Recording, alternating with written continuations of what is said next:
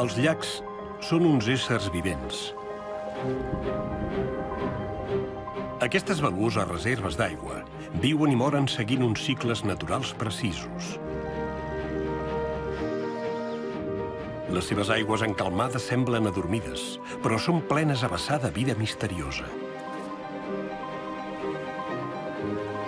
Els llacs només es revelen als homes i les dones que tenen la paciència de passar un temps a les seves ribes. Plegats, descobrirem els seus secrets.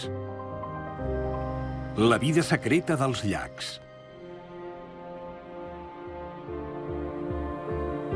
Envoltat per unes grans extensions de terres àrides i muntanyes amenaçadores, del Gran Llac Salat també en diuen el Mar Mort de Nord-Amèrica. La seva elevada salinitat fa que no sembli apte per a la vida.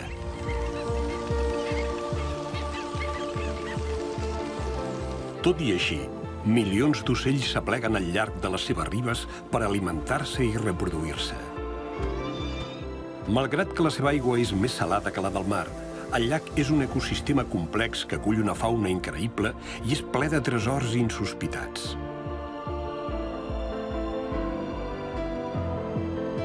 Com és possible que unes formes de vida tan increïblement diferents hagin prosperat en un entorn tan extrem?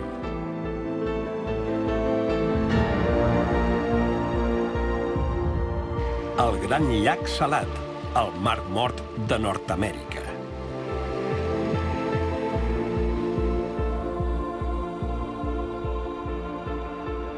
Al nord de l'estat de Utah, un dels més secs dels Estats Units, hi ha el Gran Llac Salat, que té una superfície de més de 4.400 quilòmetres quadrats.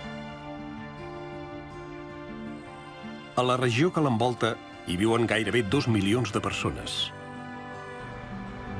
Una biòloga del Westminster College, Jamie Butler, ha dedicat la seva vida a l'estudi i la protecció del Gran Llac Salat. Em vaig criar a Salt Lake City i sóc una gran amant del Gran Llac Salat. N'estic enamoradíssima. Ens van ensenyar que el Gran Llac Salat no és cap meravella, que fa pudor i és ple d'insectes, que és un llac mort sense vida i que un llac sense vida no té cap valor. El Gran Llac Salat té molts micromedis ambients diferents. Encara que sigui un llac salat, moltes formes de vida s'hi han adaptat al llarg del temps i viuen en les seves aigües salades.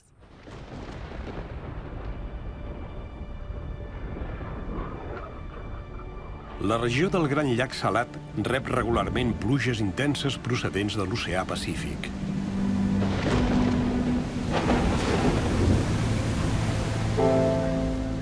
Llavors, com és que l'aigua és tan salada?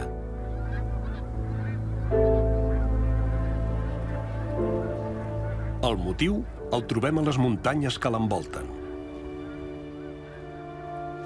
A la primavera, la neu i el gel que s'ha acumulat durant l'hivern es comencen a fondre i una extraordinària quantitat d'aigua baixa pels vessants de les muntanyes fins a arribar als rius que alimenten el llac.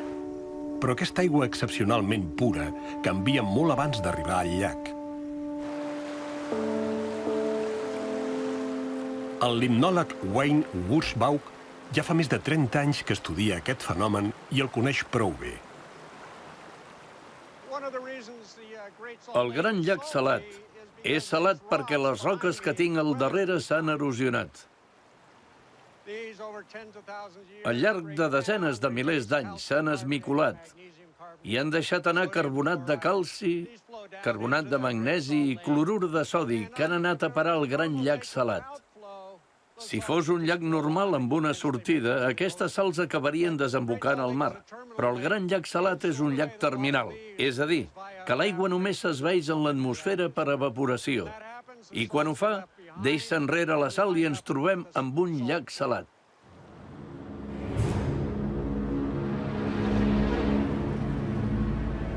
Com que aquest llac és un circuit tancat, s'hi ha acumulat una fenomenal quantitat de sals minerals al llarg dels segles.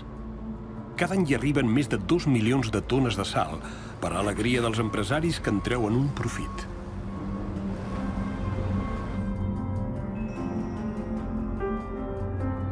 Amb Amb una aigua massa salada per servir de res, aquest llac tan impopular devia ser una gran decepció per als pioners que s'hi van establir el 1847.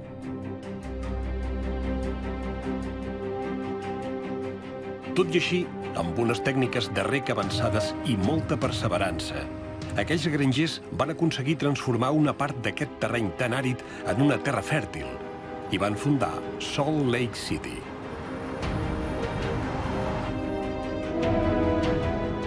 Un cop establerts, hi van construir el ferrocarril i una escullera que travessa el llac de l'est a l'oest.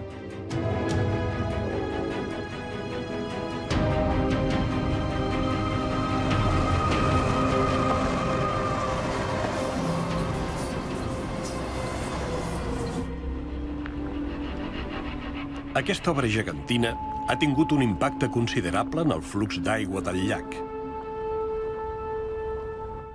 A vista d'ocell, el gran llac salat actual té un aspecte estrany.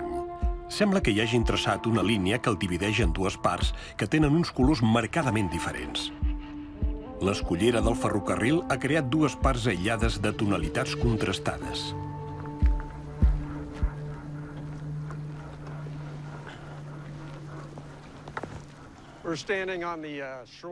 Ara som a la riba nord del gran llac salat.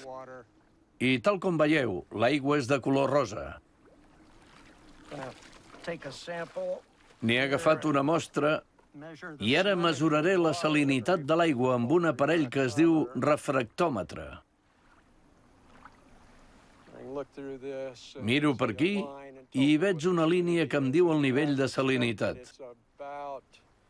Tal com em pensava, l'aigua té un 30% de sal. Si la comparem amb la del mar, si fa no fa, és unes 10 vegades més salada. Al nord de l'escullera, pràcticament no entra aigua dolça al llac. Les pluges ocasionals no compensen l'evaporació causada pel sol. Tot i així, malgrat la seva elevada salinitat, aquest entorn aïllat de la resta del llac no està completament mancat de vida.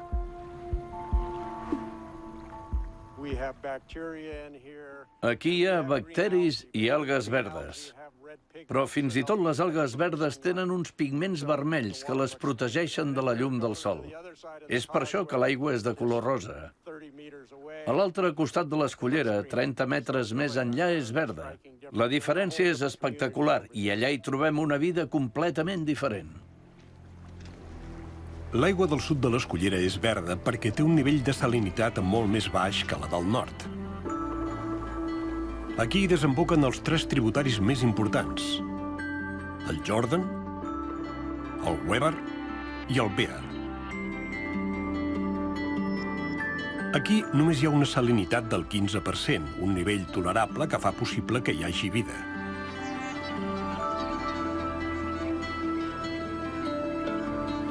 El Gran Llac Salat està situat en una de les principals rutes migratòries de l'oest dels Estats Units i és una àrea de descans estratègica per a milions d'ocells que migren al nord durant la primavera. N'hi ha que només el travessen, però uns altres, com aquest ibis de l'espècie Plegades kii, nidifiquen els aiguamolls i hi crien els seus pollets.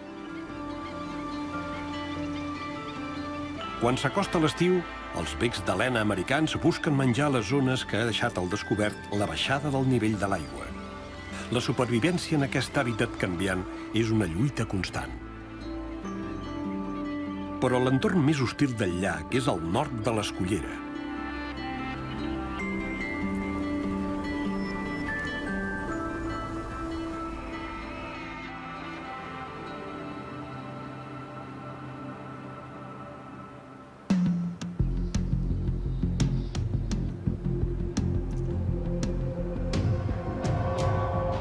En un calorós matí de juliol, una heterogènia processó avança per l'escullera.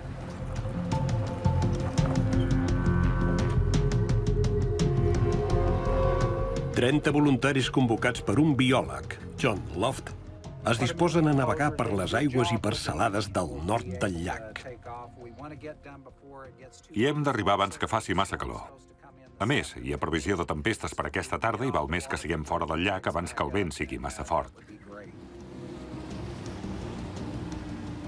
La destinació dels expedicionaris és l'illa Gunnison, a 35 quilòmetres del punt de sortida.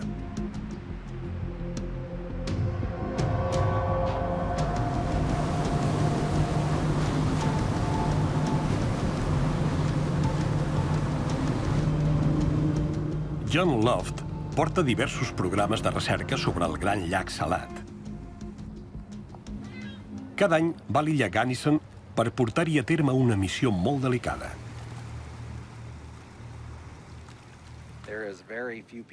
Molt poques persones han trepitjat aquesta illa. Envoltada per les aigües rosades del nord del llac, aquesta illa és especialment inhòspita. No hi ha arbres, només pedres i sal.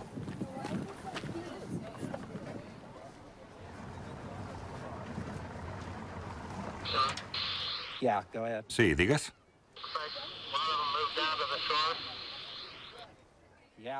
No els veiem des d'aquí. Esteu a punt perquè vinguem? Venen molt de pressa. D'acord, ja venim.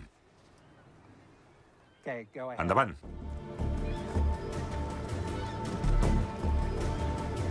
L'equip ha localitzat l'objectiu de la seva missió. Milers de cries de pelicà que van sortir de l'ou a l'illa uns quants mesos enrere. Cada any, més de 10.000 pelicans blancs americans, el 20% de la població mundial d'aquest ocell, ve a aquest hàbitat tan extrem per reproduir-se.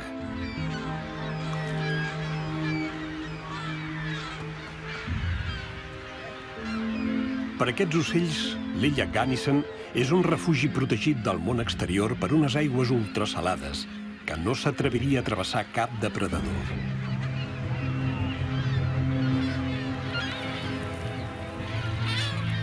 Les cries són maldestres i encara no saben volar. Els seus pares les han deixat soles per anar a buscar aliment.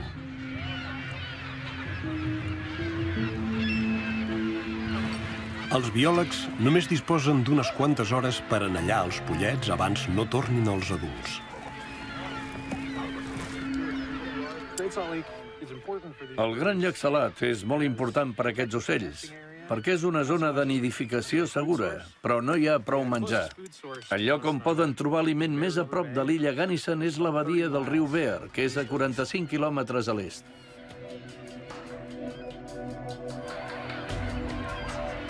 A les aigües menys salades de la badia, els pelicans hi pesquen els peixos que porten a les seves cries. Sans i estalvis a la seva illa, els pelicans joves els esperen amb impaciència. En volem seguir el rastre. I la manera més fàcil és el marcatge patagial, perquè és visible per fora de l'ala i molts observadors d'ocells els veuen i no cal que mori un ocell per poder observar els moviments d'aquests ocells. Aquestes anelles han ajudat els biòlegs a resoldre uns quants misteris. Ara coneixem més bé les rutes que segueixen els pelicans i on van a buscar menjar.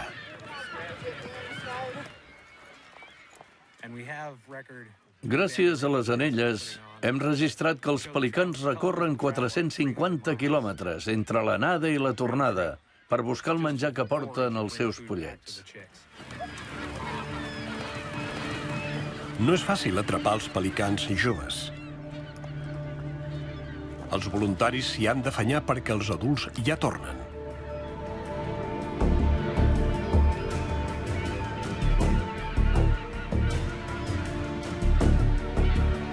Els biòlegs confien que les anelles els ajudaran a entendre per què cada any només sobreviu un 25% de les cries.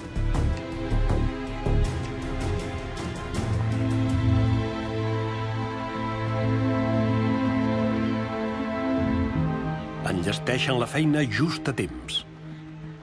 Per fi, els adults poden alimentar els seus pollets famolencs.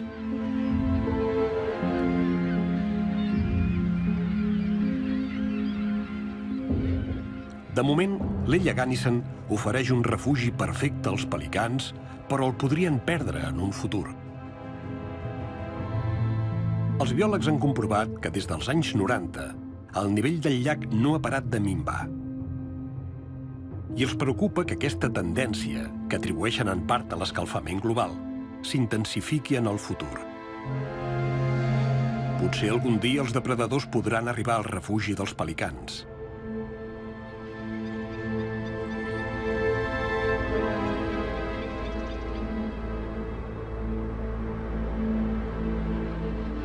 Per entendre què ens espera en el futur, hem d'estudiar el passat.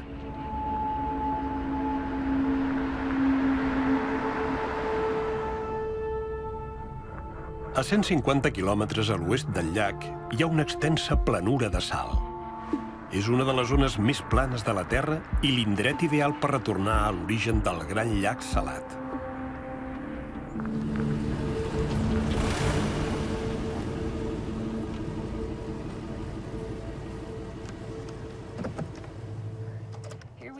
Ja hi som, Genevieve. L'Alba, el gran llac salat. Vull dir, no som al gran llac salat, sinó a les salines de Bonneville. El canvi del clima, de calorós i sec a humit i fred, és el que provoca els contrastos d'aquest indret. En aquesta plana hi havia hagut una immensa extensió d'aigua, el llac Bonneville, el precursor del gran llac salat. Fa 35.000 anys, el clima va canviar a nivell mundial i el medi ambient es va tornar més fred i humit aquí, a Nord-Amèrica. En menys de 100 anys es devia estendre de Salt Lake City fins a Wendover. Déu-n'hi-do, quin canvi!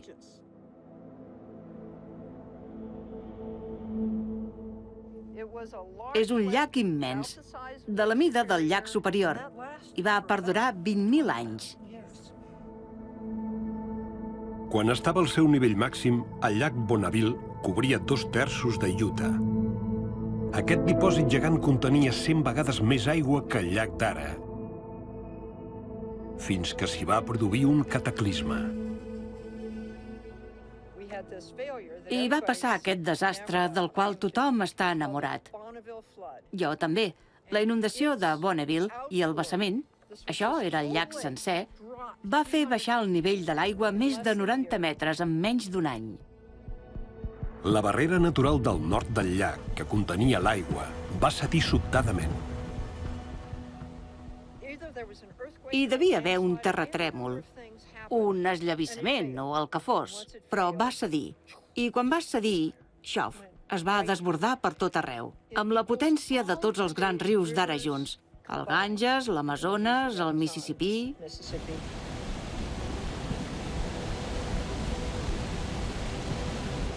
Es va escolar una quantitat d'aigua tan gran que el nivell del llac va baixar dràsticament, deixant un rastre al paisatge que encara és visible avui dia. Després, el clima es va començar a escalfar i, lentament, l'enorme llac Bonneville es va evaporar i es va transformar en un desert de sal. Actualment, l'únic vestigi que queda de l'antic mar interior és el gran llac salat. Les fluctuacions en el nivell de l'aigua han continuat, però en una escala menor. D'un any a l'altre, d'una estació a l'altra, el nivell del llac canvia. Es pot comprovar comparant dues fotos preses amb 20 anys de diferència. Aquesta foto és dels anys 60 i aquesta dels 80. De què parlem primer? De l'illa Antelope. L'illa Antelope és aquí. Fixa't que no és una illa. A la meva foto, la badia de Farmington és grandiosa. Stansbury no és una illa. I a la teva? A la meva és una illa.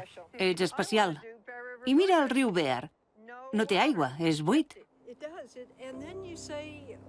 Només 20 anys separen les dues fotos, però les diferències són espectaculars. Illes que es van convertir en penínsules i després van tornar a ser illes. En aquest llac pla, d'aigües somes, la més mínima variació en el nivell de l'aigua canvia la forma del litoral i asseca o inunda hàbitats sencers. Com més baix és el nivell de l'aigua, més alta és la salinitat. Totes les fluctuacions del gran llac salat tenen unes conseqüències immediates.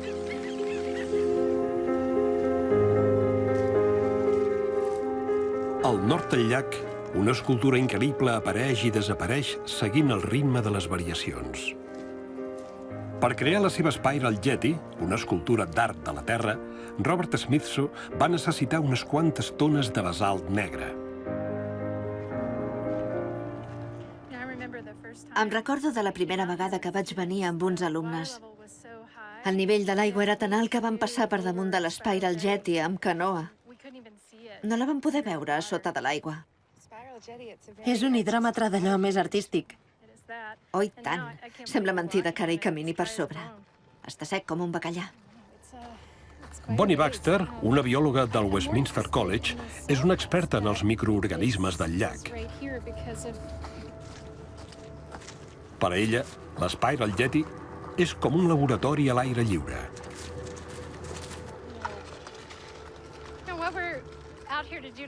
Avui hem vingut a buscar microorganismes capaços de viure sense aigua en cristalls de sal, perquè sabem que en estacions amb poca aigua els microbis continuen vius.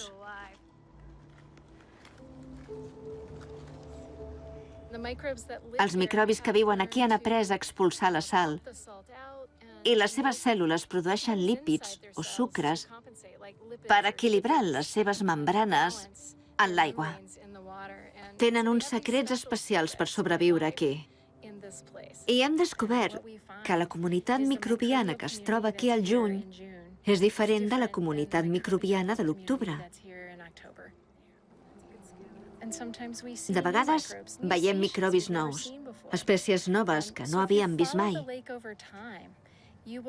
Si fas un seguiment del llac, t'adones que la biodiversitat microbiana canvia i això és molt bonic. Em sorprèn que tanta gent digui que no hi ha vida en aquest llac. Després de fer-ne un cultiu al laboratori durant uns quants mesos, les mostres que van agafar les biòlogues els han ajudat a entendre per què el llac canvia de color d'una estació a l'altra.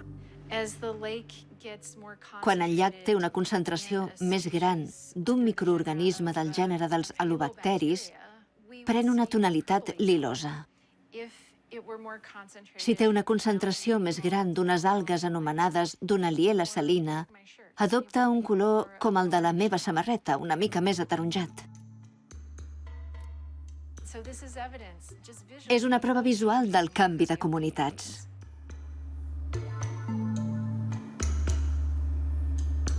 Els bacteris proporcionen uns colors fantàstics al llac, però també proveeixen d'aliment uns altres éssers també força estranys. Al sud, un gran percentatge de la biodiversitat depèn d'uns microorganismes que hi viuen malgrat la sal. Al començament de l'estiu, Kyle Stone agafa unes mostres d'importància vital per als biòlegs.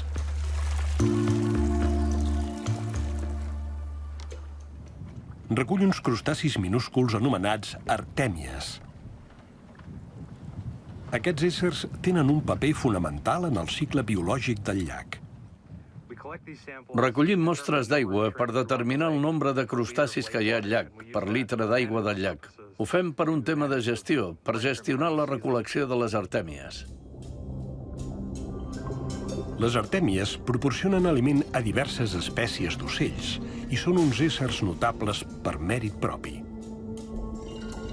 Com que evacuen la sal que absorbeixen, poden viure en una aigua que té una concentració mineral del 50%.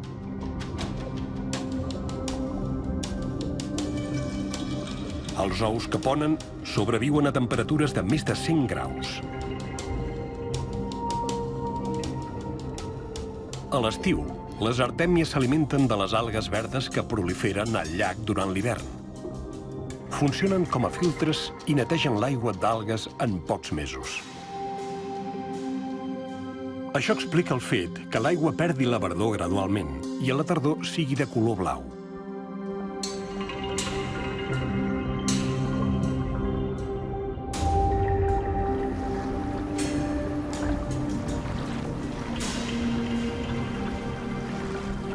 Les extraordinàries artèmies no són l'únic secret que amaga el gran llac salat.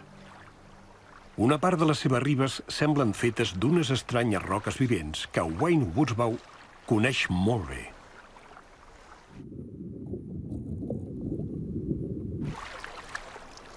Això és un estromatòlit, que sembla un fragment de roca, i de fet ho és.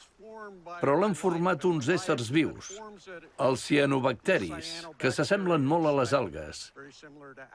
I gràcies als cianobacteris i al substrat sòlid, hi creixen unes mosques de la família dels efídrids. 3 generacions de mosques es crien als estromatòlits cada any. Aquestes roques tan fèrtils proporcionen refugi i menjar abundant a les larves.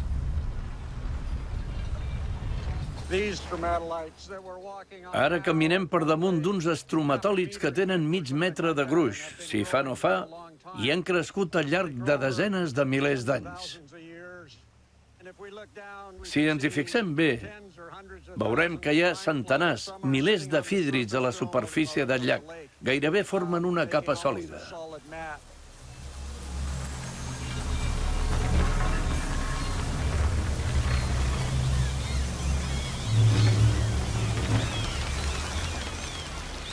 A l'estiu, la densitat de mosques arriba al màxim. Qualsevol persona que no sigui un biòleg ho consideraria una plaga. Però la Jamie i la Bonnie saben que aquests insectes són un element essencial de l'ecosistema del llac. Després de tants anys, les mosques del Gran Llac Salat encara em deixen parada. Veieu aquell centelleig a la superfície de l'aigua? Són les femelles que ponen els ous a l'aigua del Gran Llac Salat. Les mosques reciclen els nutrients menjant-se els microbis dels bioerms. S'han especialitzat en els microbis bentònics que viuen al fons del Gran Llac Salat. Són el seu aliment. S'ha calculat que s'hi poden trobar fins a 370 milions de nimfes en 1,5 quilòmetres de costa. I això és una enorme quantitat de biomassa pels ocells que migren aquí durant tot l'any.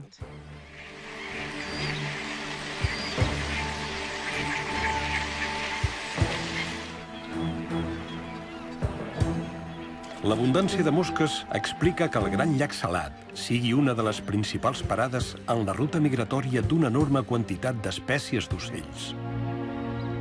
Però aquest corn de l'abundància es podria convertir en una amenaça. Els últims anys, els científics han alertat de la presència de mercuri al cos d'alguns ocells aquàtics.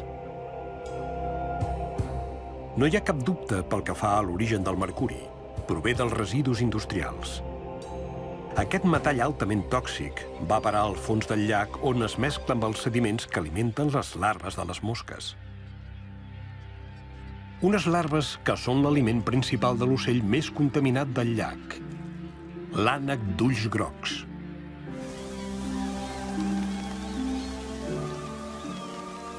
Els biòlegs han descobert que les larves són la base d'una cadena alimentària tòxica, en què la concentració de mercuri augmenta en cada nivell tròfic. Són les mosques l'únic element en aquesta seqüència letal? No hi ha cap més animal que contribueixi a escampar el verí? Mireu a davant nostre. Almenys hi ha 100 aranyes molt grosses. Són de la família dels araneids. Els ocells no són els únics que mengen mosques del Gran Llac Salat. Els araneids s'atipen de menjar els milers de milions de mosques que hi ha a les ribes del Gran Llac Salat. Fins ara no s'havia pogut establir clarament quin paper fan les aranyes en la contaminació de les altres espècies. Havia començat a treballar amb un company del Westminster College que tenia unes dades preliminars sobre la quantitat de mercuri que es troba a les aranyes del Gran Llac Salat. En van parlar als mitjans de comunicació i un fotògraf es va posar en contacte amb nosaltres i ens va dir: «Tinc fotos d'ocells que alimenten els seus pollets amb aquestes aranyes. És molt interessant que un biòleg pugui obtenir informació gràcies a un fotògraf». Intrigats per les fotos, els biòlegs van voler esbrinar més coses i van instal·lar una minicàmera a prop d'un niu. Primer l'ingereixen les mosques, després les aranyes i després els ocells. El mercuri està cada vegada més concentrat a mesura que avança en la cadena alimentària fins a arribar a l'home. Hi ha unes espècies d'ànecs que tenen un nivell de mercuri tan elevat que han estat prohibides per al consum humà.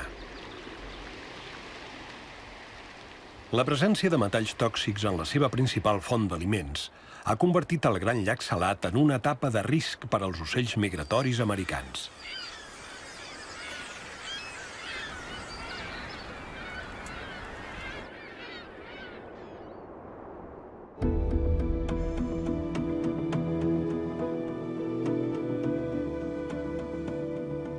Som a la fi de l'estiu i cada vegada hi ha menys mosques. Els ocells que s'han atipat de menjar es disposen a marxar del llac en direcció a regions amb hiverns més suaus. La tardor anuncia una etapa nova en el cicle biològic del llac. L'octubre assenyala la inauguració d'una temporada de pesca molt original. Les artèmies han post un autèntic tresor. Milers de milions d'ous que s'acumulen en unes filagarses vermelloses que són visibles des del cel. Destinats a convertir-se en menjar per a les granges piscícoles, aquests ous anomenats quists aporten 125 milions de dòlars anuals a l'economia local. Dotzenes de barques n'apleguen tants com poden durant els pocs mesos que dura la collita, sota la mirada atenta de John Loft. Hi ha la possibilitat que la pesca d'ous d'artèmia sigui excessiva, però també pot ser que facin curt. Hem de confiar que els pescadors en pesquin la quantitat correcta. Per això ho controlem al llarg de la temporada. Per garantir la sostenibilitat d'aquest recurs, la pesca d'ous d'artèmia ha de respectar unes quotes estrictes. Si pesquen massa quists, a la següent generació li costarà molt reproduir-se. Però si no en pesquen prou, els adults proliferaran fins al punt que podrien provocar una escassesa de fitoplàncton. Això impediria que les artèmies joves arribessin a la maduresa i es poguessin reproduir.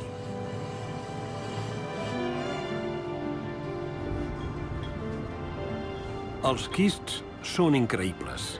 En calen 250.000 per omplir una cullereta de cafè, però són increïblement resistents. Sobreviuen molts anys en un estat de deshidratació total i s'adapten a nivells de salinitat extremament diferents.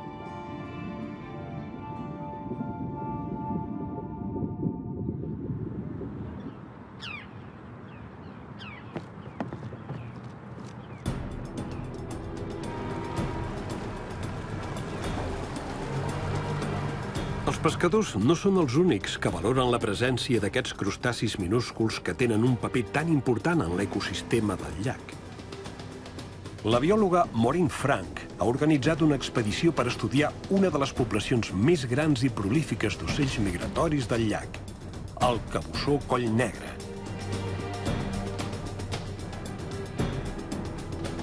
Comença una pesca diferent, la d'ocells.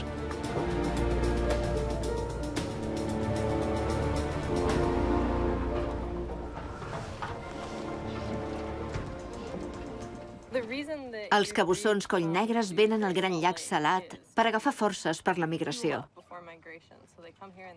Venen a omplir el pap. Mentre són aquí, no poden volar perquè els músculs de les seves ales s'empetiteixen i els seus òrgans digestius s'engrandeixen per engreixar-se tant com puguin. Poder-los estudiar és un somni fet realitat per als biòlegs. L'equip de recerca n'atrapa una dotzena i els col·loca uns transmissors. Això permetrà que la Maureen registri els seus moviments. Hem de saber quants n'hi ha i què mengen. I necessitem saber què mengen per garantir la seva supervivència a llarg termini. La meitat de la població de cabussons collnegres de Nord-Amèrica ve aquí cada any.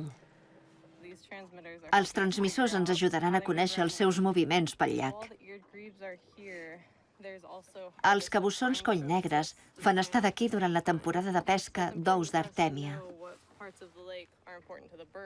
És molt important que sapiguem quins sectors del llac són importants pels ocells per garantir que tinguin unes àrees per buscar menjar. Ho vigilem per conservar uns ocells saludables i també la indústria dels quists d'artèmia.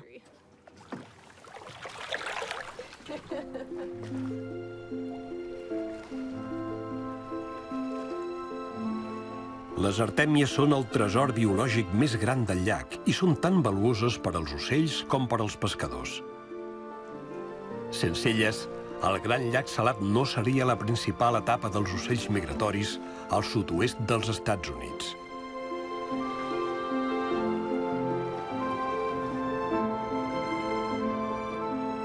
La tardor és la millor època per conèixer l'illa Antelope. Situada al sud-est del llac, aquesta illa té 40 fonts d'aigua dolça i és un oasi enmig del desert d'aigua salada. Això la converteix en un refugi natural per a la seva notable fauna salvatge. N'és un exemple l'antílop americà, l'únic endèmic de Nord-amèrica. L'habitant més sorprenent de l'illa és un animal que abans es trobava en abundància al continent.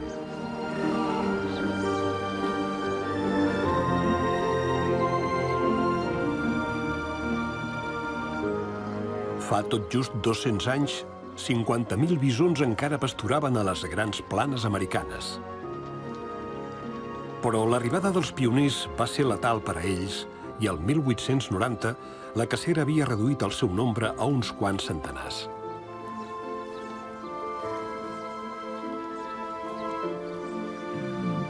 El president Theodore Roosevelt va prendre la iniciativa de reintroduir aquesta espècie en unes zones protegides. Els bisons van arribar a l'illa el 1893. Llavors es van portar 12 exemplars, 4 mascles, 4 femelles i 4 vedells, perquè se sentissin protegits en aquest indret tan aïllat.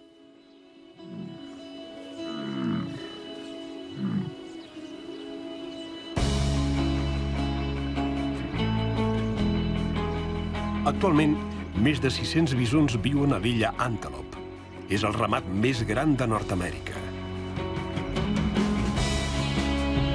Tot i que alguns paisatges s'assemblen a les àrides planes de l'antic llac Bonneville, gran part de l'illa és un indret privilegiat per a la protecció d'aquest animal llegendari. Són tan prolífics que cal controlar-ne el nombre. Això dona lloc al gran aplec de bisons que s'organitza anualment a l'illa. Escolteu, quan els apleguem als corrals, tindreu tanques als dos costats. Hem de fer passar 600 bisons per un portal de 10 metres. Quan comencin a passar pel portal, us en retireu i els deixeu estar. Quan hi comencin a entrar, vosaltres tranquils, que ja aniran entrant.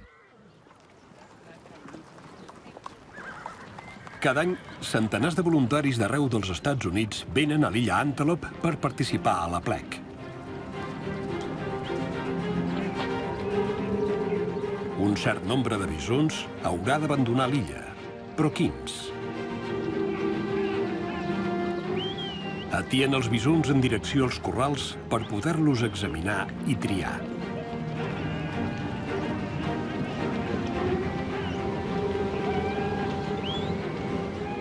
Condueixen l'enorme ramat cap als corrals.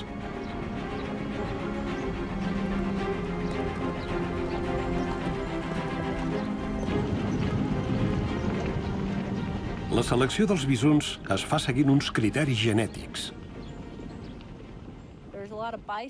Avui dia hi ha molts bisons que tenen gens bovins, és a dir, gens de vaques. Aquest any en farem una selecció per eliminar els que tinguin gens bovins i aconseguir un ramat de bisons purs, que seria únic en tot el país.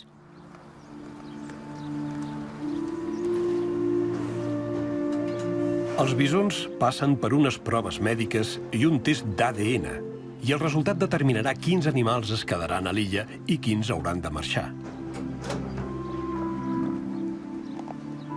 El test ha revelat que el 99% dels bisons de l'illa no tenen gens bovins, Per tant, és un dels ramats més purs de la Terra.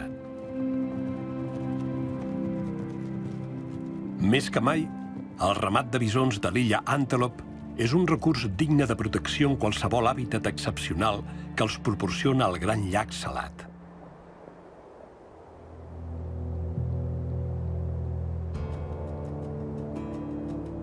La tardor s'acaba i la vida dins del llac i a les seves ribes canvia gradualment. Les aigües intensament salades del nord brillen amb reflexos rosats. Les aigües del sud, en canvi, un cop netes d'algues, presenten un to blau clar.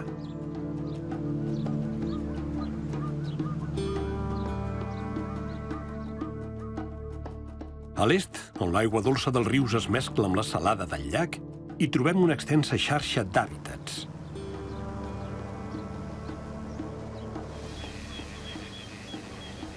Aquests aiguamolls són un refugi per a més de 200 espècies d'ocells, però també són un dels indrets on és més fàcil que baixi el nivell de l'aigua. Per sobreviure en aquestes condicions canviants, animals, plantes i microorganismes s'han d'adaptar constantment. Totes aquestes formes de vida depenen del ritme de les estacions i del nivell de l'aigua del llac. John Luft constata que l'ecosistema s'asseca lentament.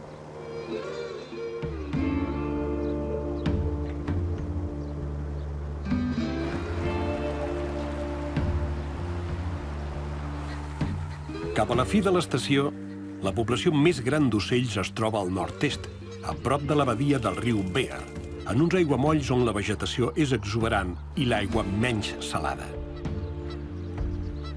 Les temperatures baixen i aviat es gelarà l'aigua. Per a alguns ocells és l'última oportunitat per fer un bon àpat. La reserva del riu Bear és l'aiguamoll més extens de l'ecosistema del Gran Llac Salat. Per al biòleg Howard Browers, ha arribat el moment de fer l'últim recompte de l'any.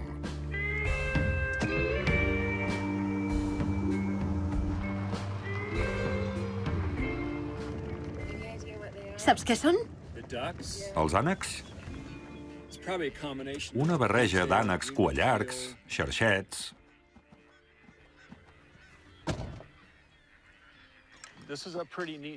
El millor moment per venir aquí és durant la migració de la tardor. Vaig fer un recompte fa un parell de dies i, en aquest punt, hi vaig comptar uns 40.000 ocells. La majoria eren ànecs. D'aquí un mes i mig les aigües ja s'hauran gelat i gairebé tots hauran marxat.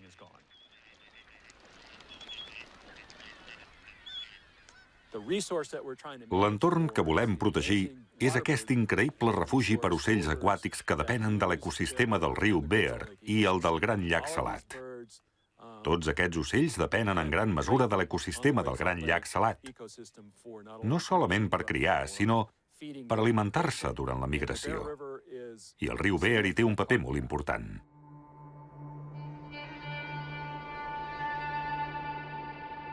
Tant per a l'home com per a la fauna salvatge, l'aigua dolça és un recurs escàs i cobejat.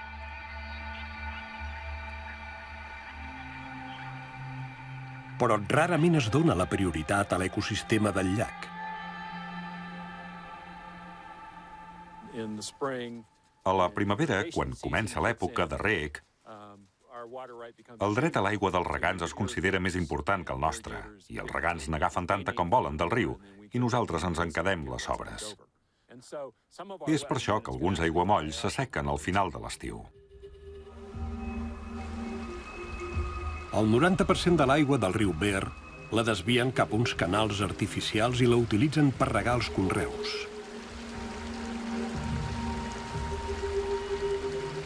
Milions de litres d'aigua que no arriben al llac. Fa 150 anys que desvien l'aigua i això ha tingut conseqüències per al llac perquè gradualment ha baixat el nivell del llac. Tot i que encara té pujades i baixades durant l'estació de les pluges i la seca, però en general el llac s'ha deteriorat al llarg d'aquests 150 anys. No totes les desgràcies del Gran Llac Salat les provoca l'agricultura. El desenvolupament urbà també en té una part de culpa. Salt Lake City no para de créixer.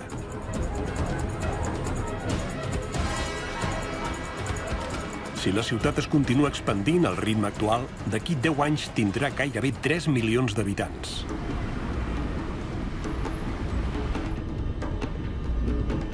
El creixement demogràfic i el subseqüent desenvolupament industrial i agrícola augmenta considerablement la necessitat d'aigua en detriment del gran llac salat.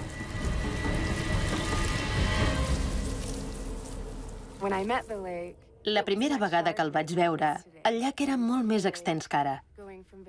L'he vist passar de molt alt a molt baix i podem provocar un dany greu i potencialment catastròfic si no permetem que l'aigua arribi al llac. El gran llac salat lluita per mantenir el fràgil equilibri entre les necessitats de l'home i les de la natura.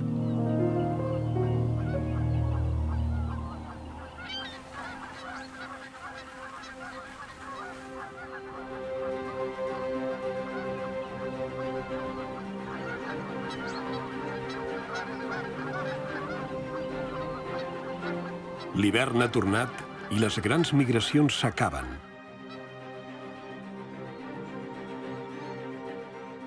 Indiferent al fred que arriba, una colònia de 10.000 cignes petits s'aplega al llarg de les ribes del llac. El pigarg americà, el llegendari ocell de presa que és el símbol dels Estats Units, munta el seu quarter d'hivern al gran llac salat.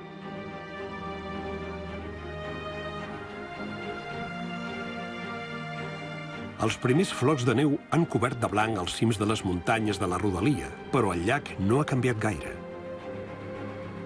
El gel només el cobrirà parcialment perquè el seu elevat contingut de sal impedeix que l'aigua es geli. Només s'arriben a gelar alguns indrets de la riba, però durant poc temps.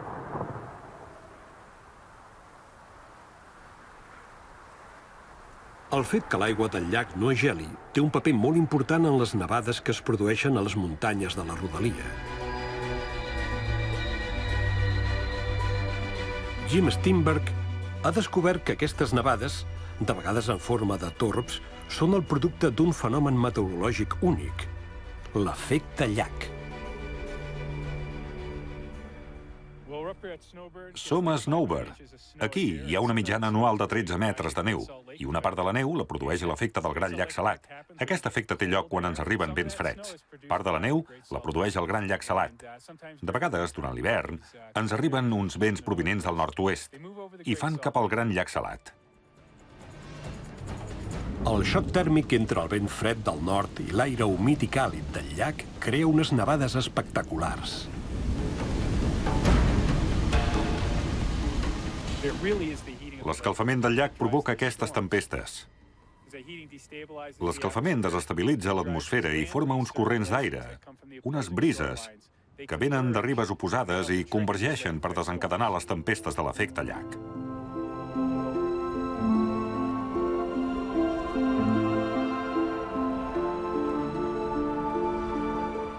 Tot i que s'alenteix durant l'hivern, el cicle biològic del gran llac salat continua.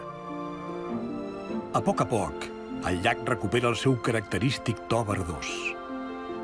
Es prepara per a la seva renaixença. D'aquí pocs mesos començarà el cicle nou.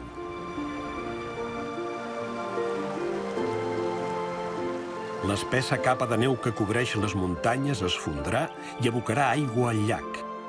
Les artèmies tornaran a néixer i els ocells migratoris tornaran per gaudir del seu festí anual. El gran llac salat, poc conegut i sovint poc valorat, tornarà a demostrar que, en realitat, és el generós protector d'una gran biodiversitat.